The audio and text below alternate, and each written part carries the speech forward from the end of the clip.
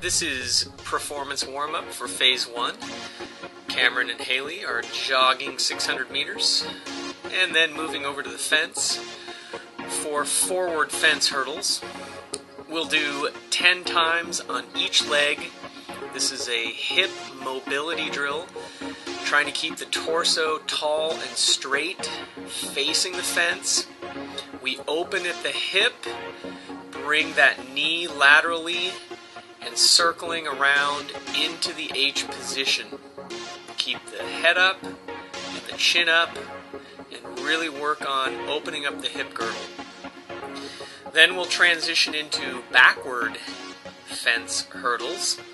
Same thing here, bringing the foot dorsiflexed up with the knee into the H position, and then circling back with the hip, trying to keep the knee high. What we don't want is for the knee to dip and the heel to get up higher than the knee. At all times we want the knee to drive up and be the high point as the leg circles back over the imaginary hurdle.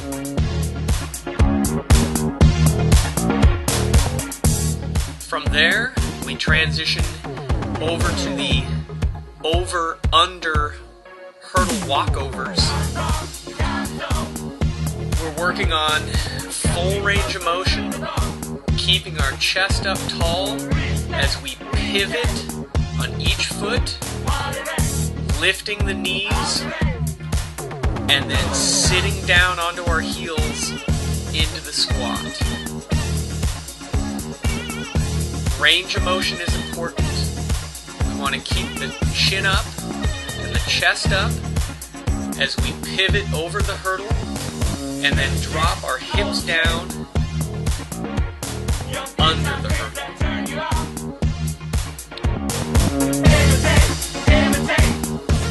After 600 meters of barefoot running on the turf, we move into forward skips with arms crossing in front, and then we'll walk 20 meters into forward skips with arms circling overhead.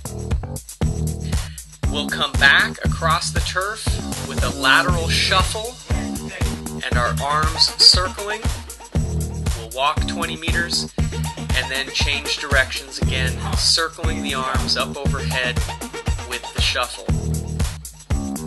That'll lead us into lateral crossovers, keeping the upper body perpendicular to the direction of movement and crossing the legs over front and back. And then we'll hit another 600 meters on the turf.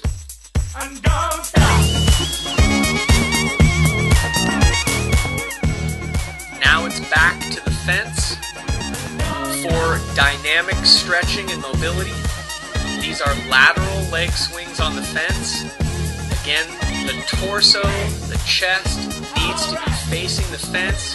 We don't want our torso to move. All the movement is in the hips as we swing the legs laterally. Then we'll transition to a linear leg swing.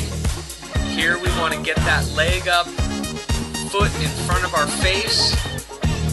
And then on the back swing, we want to break at the knee and let that heel collapse into the glute. So we're getting a stretch in our hip flexor and the glute.